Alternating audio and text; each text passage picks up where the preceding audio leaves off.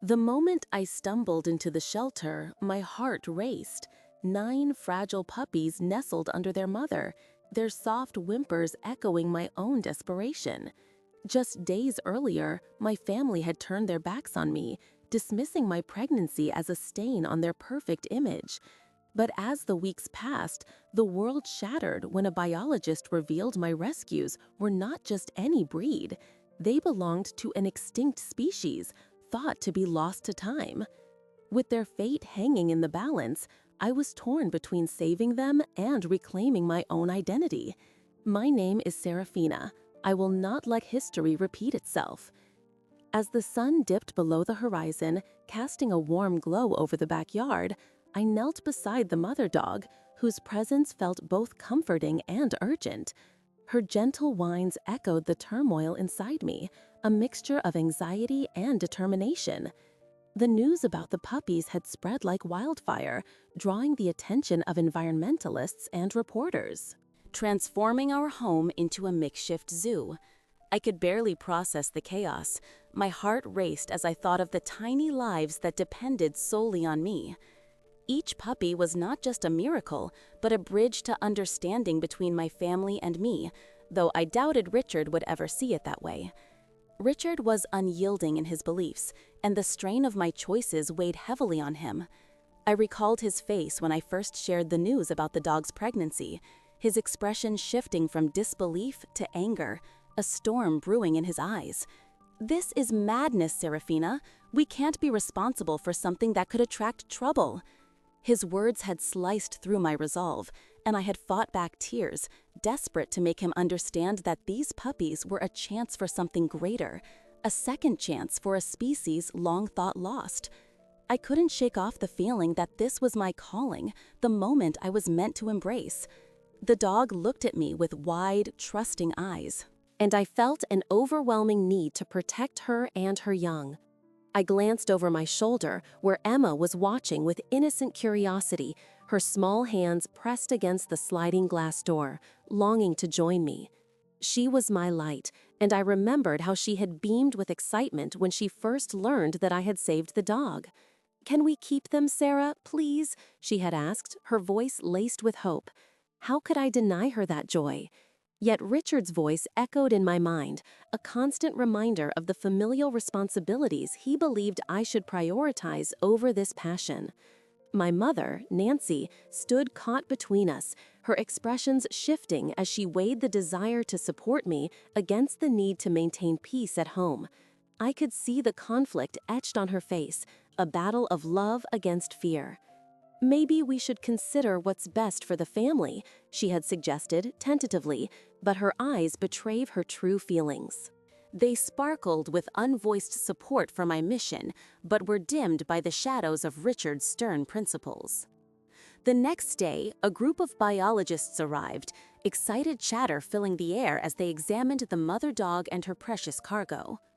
My heart swelled with pride as they expressed their disbelief and awe at the sight of the puppies, but every word was like a blade to Richard's heart. I could feel the tension radiating from him, as if he were trying to shield me from the repercussions of my actions. "This is getting out of hand, Serafina," he snapped later that evening, his voice low and tense. "You are attracting attention we don't want or need. This isn't the way to build a future." "But Dad, don't you see? These puppies could teach us so much about resilience, about life. We have a responsibility to protect them. They're not just dogs, they're a part of something much bigger," I argued, my voice trembling with passion. I needed him to understand that this wasn't just about me. It was about a chance to contribute to something significant, something that could change lives. Yet his expression remained unyielding, a wall I couldn't breach. The biologists mentioned the puppies needed a safe, controlled environment for their growth, a place where they could thrive without the threat of extinction looming over them. As I stood there, watching my family remain divided, I decided I wouldn't let them fade away, not when I had the power to fight for their lives. I asked the biologists if they could help with resources, a sanctuary where the dogs could be raised. They nodded enthusiastically, and for a moment, I felt hopeful that perhaps I could bring my family along on this journey. However, as days turned into weeks, reality hit hard. Richard's frustration mounted, and it seeped into every aspect of our lives, creating an undercurrent of tension that was hard to ignore. Nancy attempted to mediate, but her words often fell flat against Richard's stubbornness. I watched Emma's face fall as our family dinners turned into silent standoffs. The laughter that once filled our home was replaced by a heaviness that threatened to suffocate my spirit. One evening, I returned home from a meeting with the biologists, my heart racing with excitement as I shared plans for a community event to raise awareness and funds for the puppies. I thought this would ignite a spark of enthusiasm, but instead, Richard's face turned ashen. "You are making a spectacle out of this. Our family is falling apart, and you want to invite more people into this chaos?" His voice reverberated with anger, and I felt the sting of his words like a physical blow. Nancy intervened, her voice soft but firm. "Richard, this is important to Serafina. It's not just about the dogs, it's about her finding her place in the world." I could see the conflict simmering in her eyes, torn between loyalty to her husband and the love she felt for me. Emma, standing quietly behind her, looked between us with wide eyes, unsure of how to bridge the growing chasm in our family. In that moment, I realized that the fight for the puppies was also a fight for my identity, my family's acceptance of who I was. I could either retreat into silence or stand firm and let my passion resonate. "I will not back down, Dad," I declared, my voice steady despite my fear. "These puppies deserve a chance, and so do I. This is who I am, and I need you to see that." Richard's face hardened, but I could see a flicker of something, a doubt perhaps, or maybe even a shadow of understanding. I clung to that glimmer of hope, knowing that if I could fight for these puppies, I could also fight for my place in this family. The silence that followed my declaration felt thick, as if the air itself had frozen in disbelief. I held my breath, searching my father's expression for any sign that he was willing to soften his stance. Instead, he turned away, his jaw clenched tight, and I felt the weight of his disapproval like a heavy stone pressing down on my chest. I knew he would never understand why I couldn't just let go of the puppies, why their fragile lives meant more to me than the rigid rules he had built around our family. Emma's eyes darted between us, wide and innocent, grasping at the tension like a butterfly trying to escape a net. "Serafina, this isn't just about you," Richard said, his voice gruff as he finally spoke. "We have responsibilities to uphold, and I won't let you jeopardize everything we've built. Our family comes first." His words stung, echoing the fear I had carried since the moment I found the dog. I wanted to scream that these puppies were part of something greater, a gift from nature that shouldn't be cast aside so callously. But how could I make him see that? Nancy stepped forward, her expression torn between support for me and the fear of Richard's wrath. "Honey," she said gently, "what if we take the puppies to a vet? They need proper care, and we have to make sure they're healthy. Maybe we can find a compromise." Her voice held a tremor that betrayed her inner conflict. She was caught in the middle of a battle that felt impossible to win. I nodded, desperate for her to understand that I wasn't just asking for mercy, but for a chance to save lives. "Compromise?" Richard scoffed, crossing his arms tightly against his chest. "It's a waste of time. Those puppies aren't our responsibility, and that's final. We can't just dive into this mess because you feel some sort of connection to a stray." His dismissal stung more than I expected. I felt my heart drop, a sense of helplessness creeping in.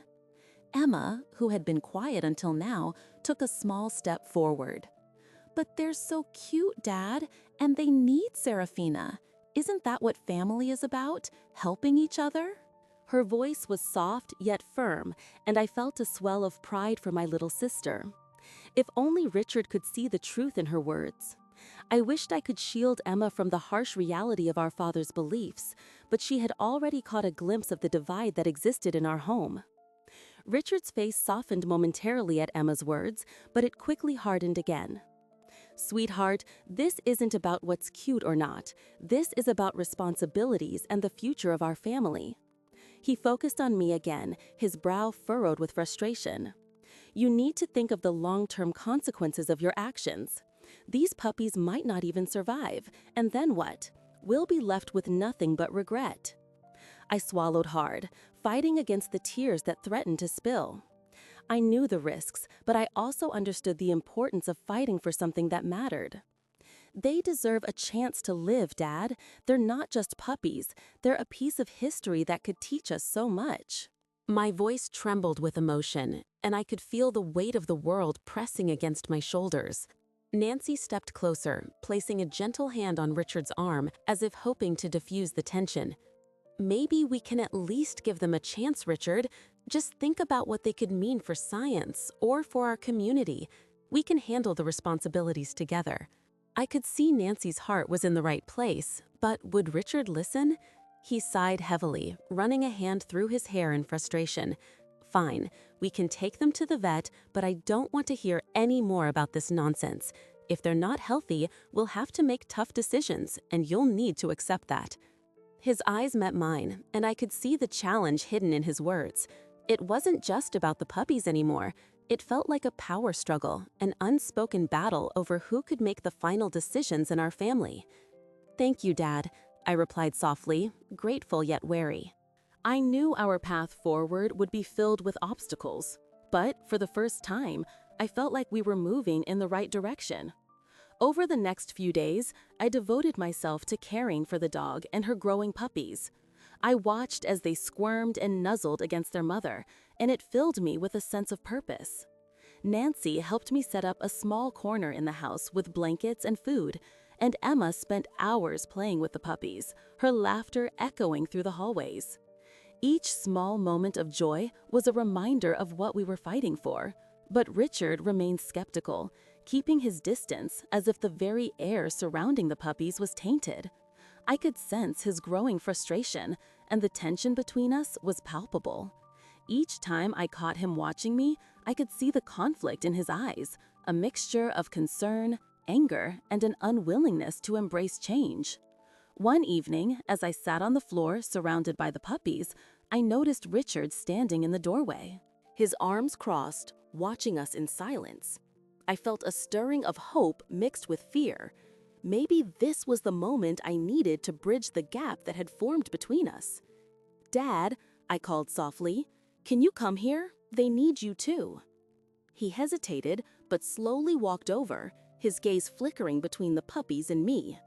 "What do you want me to do?" he finally asked, his tone softer than I had expected. "Just hold one," I urged, my heart racing. "You might see how special they are."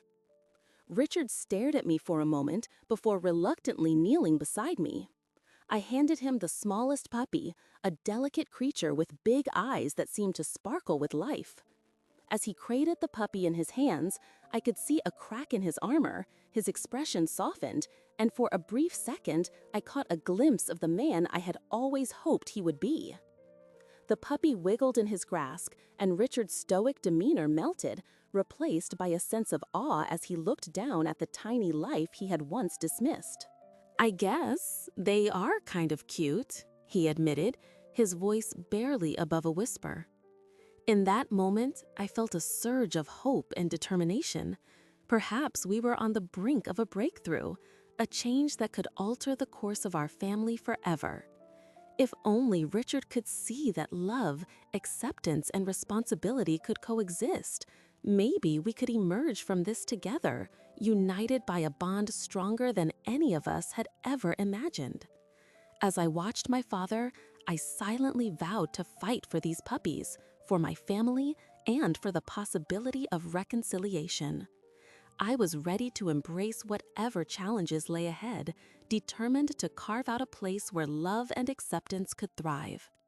If you're enjoying this journey with Serafina and her family, be sure to subscribe for more chapters and discover how their story unfolds.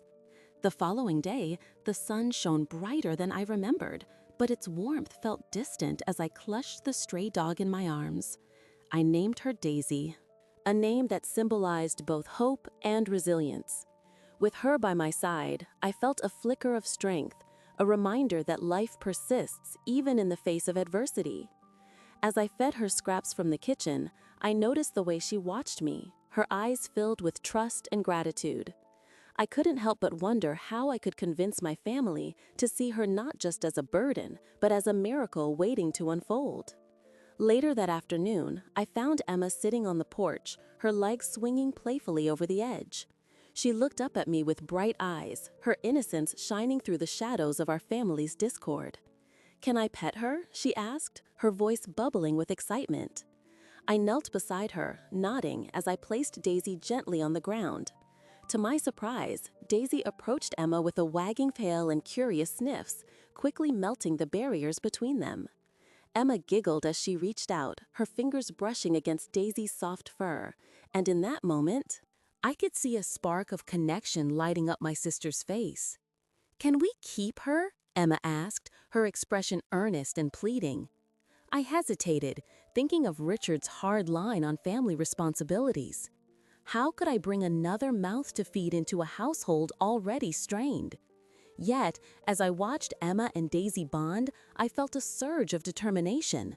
This was more than just a dog. It was an opportunity for healing, a chance to bridge the widening gap in our family. "Let's take it one step at a time," I replied gently, hoping to soothe both Emma's enthusiasm and my own fears. "First, we need to make sure Daisy and her puppies are healthy." A smile spread across Emma's face, and I knew then that I had to share my plans with Nancy. My mother was the one person who might understand my vision for our family, the one who could help me sway Richard. That evening, I found Nancy in the kitchen preparing dinner. The aroma of roasted vegetables filled the air. But it was her furrowed brow that caught my attention. I took a deep breath, my heart racing as I approached her. "Mom, can we talk?" I asked, my voice slightly trembling. She looked up, concern etched on her face. "Of course, honey. What's on your mind?" I hesitated, gathering my thoughts before plunging in. "I rescued a dog today. She's pregnant, and I think she might have puppies that belong to an extinct species." As I spoke, I could see Nancy's eyes widen in disbelief, but I pressed on. "We can't just abandon them. They need us." Nancy paused, her hands stilling as she processed my words. "Serafina, that's a big responsibility. Your father—" "I know what Dad thinks," I interjected, my voice rising slightly with passion. "But this is about more than just the dogs. It's about us, Mom. It's about healing what's been broken in our family." A moment of silence hung between us, heavy with unspoken worries. Finally, Nancy sighed, her shoulders relaxing just a fraction. "I want to help you, but I can't promise that Richard will agree. He has his own views about what family means." "I understand," I replied, a mix of fear and resolve swirling within me. "But if we work together, maybe we can change his mind. We need to show him that love can create new definitions of family." As I spoke, I could feel a flicker of hope igniting in my chest. Nancy's support was crucial, and I realized that I needed to lean on her for guidance. Later that night, I found myself restless, pacing the living room as my mind spun with possibilities. Would Richard really reject Daisy and her puppies? The thought gnawed at me like a persistent shadow. I could hear the muffled sounds of my family in the next room, Richard's gruff laughter mingling with Emma's giggles and Nancy's gentle encouragement. For a moment, I longed to be part of that warmth, yet I felt separate, an outsider in my own home. Determined, I decided it was time to confront my father.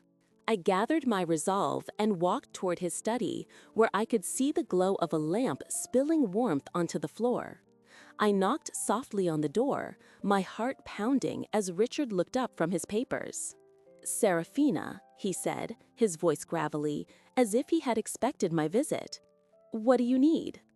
"Dad, can we talk about Daisy?" I started, my voice steadier than I felt. Richard's brow furrowed, his skepticism evident. I know you think bringing a stray into our home is irresponsible, but she needs us, and so do her puppies." He leaned back in his chair, folding his arms across his chest. "You're putting too much emotion into this. We have to focus on what's practical. How do you plan to care for them all?" "I don't know all the answers yet, but I believe they deserve a chance," I replied, trying to keep my tone calm. "If we don't help them, who will? This could be a turning point for all of us." Richard's expression softened momentarily, the rigid mask cracking just enough for me to glimpse the man I knew he could be. "You're passionate about this, but passion isn't enough to solve problems." "Maybe it's not," I admitted, my voice breaking slightly. "But it's a start, and we can figure things out together. Please, let's not turn away from this opportunity." He stared at me, a battle raging behind his eyes. "I'll think about it," he said finally, turning his gaze back to his papers. But I could sense a shift in him. It wasn't a promise, but it was a crack in his resolve.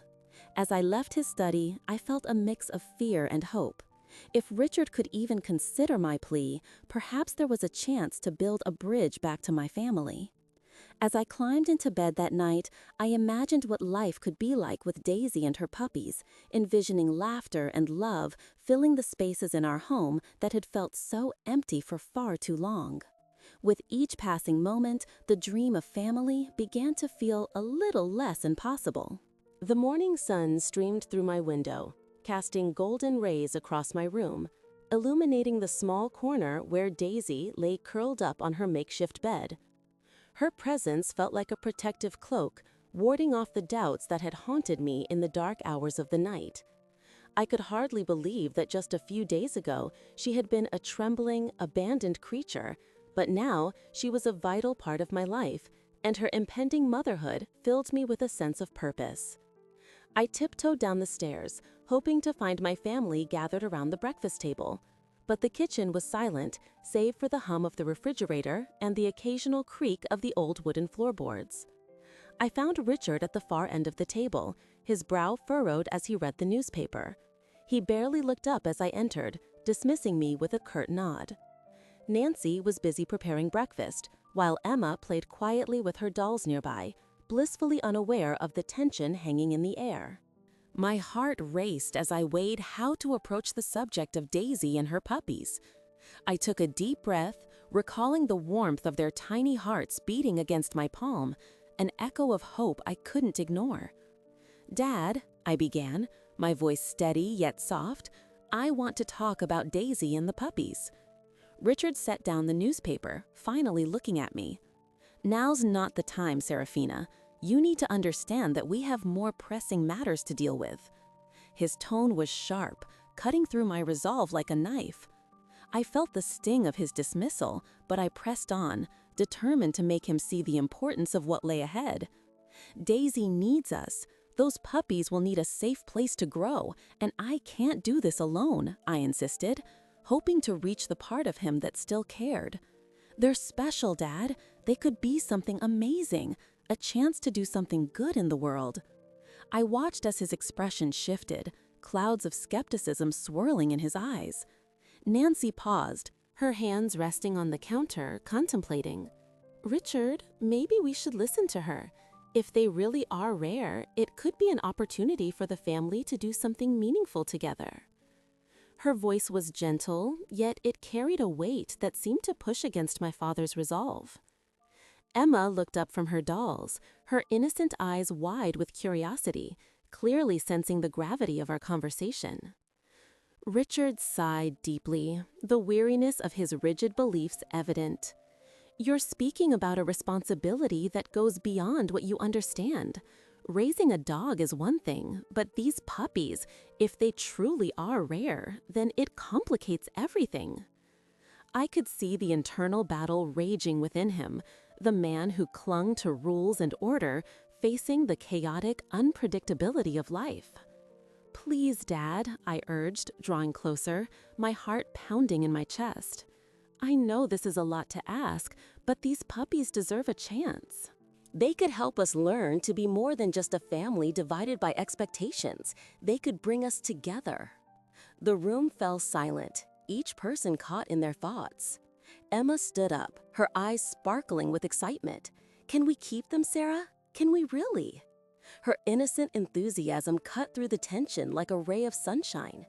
I knelt beside her, wrapping my arms around her shoulders. "I hope so, Em. I really do." Richard rubbed his temples, caught between his daughter's passion and his own convictions. What happens when the world finds out about these puppies? It won't just be a matter of keeping them. People will want to take them, study them, exploit them. His voice trembled as he voiced his fears, and it struck a chord in my heart. "Then we'll protect them," I replied, my voice firm with conviction. "We can work together. We can be the guardians they need. We can show the world that love and compassion can triumph over exploitation." The words poured from my heart, and I could see a flicker of something in Richard's eyes, perhaps doubt, perhaps hope. Nancy stepped closer, her voice barely above a whisper. "Think about what Serafina is saying, Richard. This could be a way for us to heal as a family. It may just be what we need." His gaze shifted to Nancy, and in that moment, I sensed that the walls he had built around himself were beginning to crack. "But what if it goes wrong? What if we fail?" he murmured, almost to himself. "Then we'll face it together," I asserted, desperate for him to understand. "We can learn from our mistakes, just like any family should. We'll figure it out, I promise." I reached out to him, yearning for his acceptance, hoping he could see the strength of our united front. After what felt like an eternity, Richard exhaled sharply, the tension in his shoulders easing slightly. "Fine, we'll give it a shot. But I want to be clear, this is not a game. We have to be responsible." His tone was firm, but there was a hint of something softer underneath, a willingness to try. A wave of relief washed over me, and I felt Emma squeeze my hand in excitement. "Thank you, Dad," I said, my voice filled with gratitude. As Nancy moved to the stovetop to pour pancakes onto the griddle, I could almost hear the sound of the walls crumbling, the beginnings of a bond being forged anew. Daisy stirred in her corner, and as I glanced at her, I felt a surge of hope wash over me. Maybe this was just the beginning. Maybe we could become a family that embraced the unknown, a family that stood together against adversity. With the puppies on the way, I could already envision a future filled with laughter, love, and the promise of redemption. I took a deep breath, still feeling the warmth of hope coursing through me. The sun filtered through the trees, casting a gentle glow across the yard where Daisy lay, her belly swelling with life. I stepped outside, leaning against the wooden fence, and felt the weight of the world lift ever so slightly off my shoulders. It was as if the universe was reminding me that miracles could happen, even when faced with the harshest judgments. I wanted to believe that my family could still come together, that they could learn to accept this extraordinary situation and embrace the joy that awaited us. As I pondered, I caught sight of my father, Richard, standing on the porch, arms crossed, his expression etched in skepticism. He hadn't yet come to terms with the idea of us keeping Daisy, let alone welcoming a litter of puppies that would inevitably change everything. I could see the conflict brewing within him, his rigid beliefs battling the warmth that slowly seeped into his heart, a heart that had been hardened by years of holding on to a vision of family that felt increasingly outdated. I wanted to reach out, to bridge that gap, but I hesitated, unsure if he was ready to see things from my perspective. "Dad," I called out softly, hoping to catch his attention. His gaze flicked to me, but he remained silent. "Can we talk about Daisy?" I took a step toward him, my heart racing as I waited for his response. I desperately wanted him to understand what she represented for me, a chance for connection, compassion, and growth. But the look on his face told me he was still wrapped in his own fears and doubts. He finally sighed, the sound heavy with resignation. "What's there to talk about, Serafina? You think keeping a stray dog and her puppies is going to solve anything? It's a distraction, a way to avoid the reality of our lives." His voice was a mix of frustration and concern, and I felt the sting of his words deep within me. I took a moment to collect my thoughts before speaking. Dad, it's not just a distraction. It's about responsibility, yes, but it's also about love. Daisy and her puppies need us, and in helping them, we can find strength as a family. We can learn to adapt, to embrace the unexpected. Each word felt like a step on a tightrope, balancing my desire to save Daisy with the need to maintain peace in our home. He scoffed, shaking his head as if my words were a futile effort. Love and responsibility are not the same thing. You can't just bring home every stray and think it'll magically change everything. His sternness chilled the air, and I felt a pang of despair in my chest. How could he not see the potential for growth in this situation? I glanced back at Daisy, who looked at me with trusting eyes, and I felt that familiar tug of determination. Dad, I know it's a challenge. I know you care about our family stability, but what if this is an opportunity for us to be more than we are? What if we can learn to accept and love something different, something that seems out of reach? My voice softened as I spoke, as if trying to coax a seed of understanding from him. Before he could respond, I felt a small hand clasping mine. Emma stood beside me, her innocent eyes wide with wonder. "Can we keep the puppies, Dad? They're going to be special, like a treasure. I want to help take care of them." Her enthusiasm spilled over like sunlight breaking through clouds, and for a moment, Richard's hardened demeanor wavered. I felt a surge of hope at Emma's words, a realization that perhaps the innocence of youth could pierce through the barriers my father had erected. "Emma, it's not that simple," Richard replied, though his tone lacked the usual sharpness. He glanced at her, and I could see the struggle within him, a battle between his rigid beliefs and the love he had for his daughters. "We have responsibilities, things we have to take care of. Adding more to our plates could make everything harder." "But it could make us better," Emma insisted, her voice unwavering.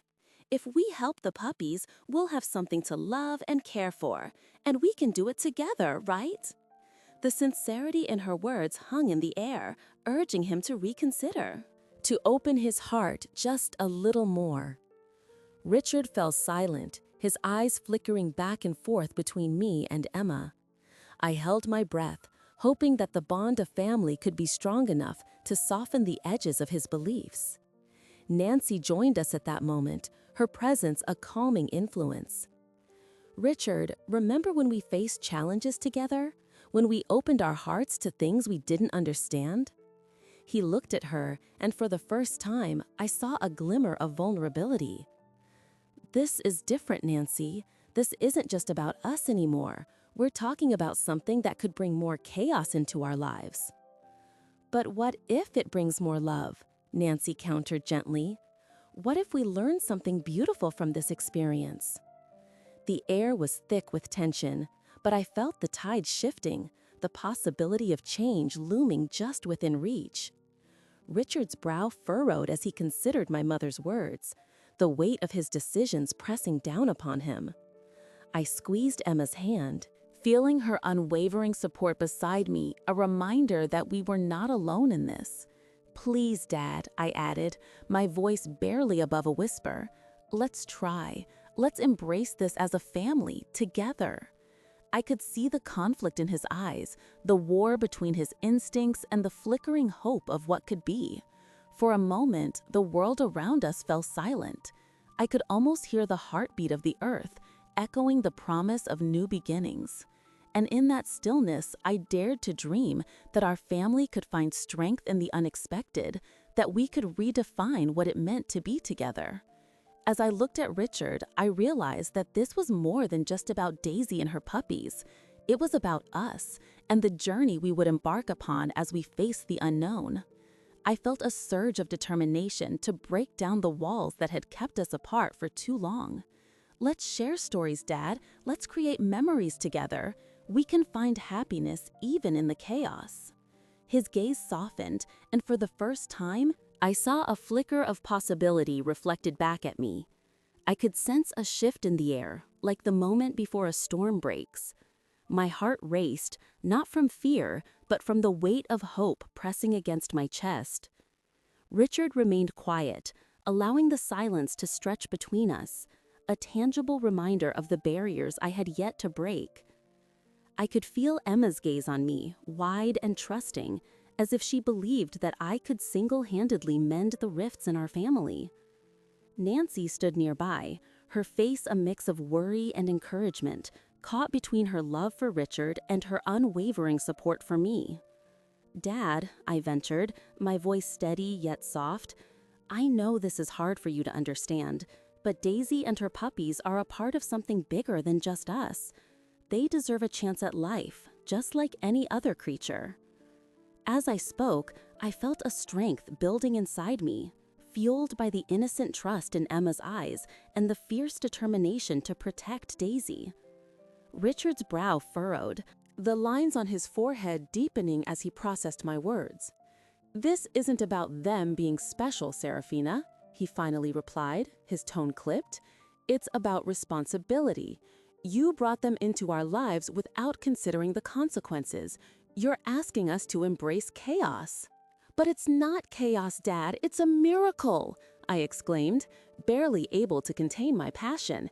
"These puppies could change everything. They're rare, maybe even the last of their kind, and if we don't help them, who will? We can be part of something extraordinary." A silence enveloped the room, heavy and thick.